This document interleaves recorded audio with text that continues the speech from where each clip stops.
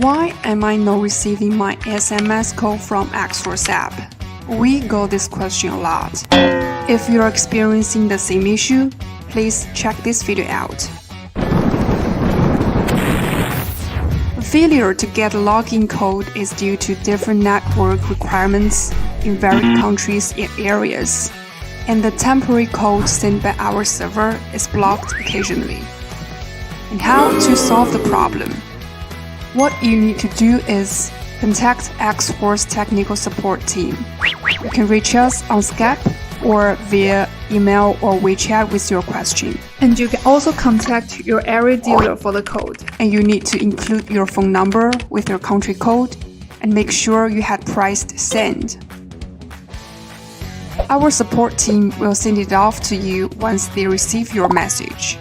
And then you're good to go.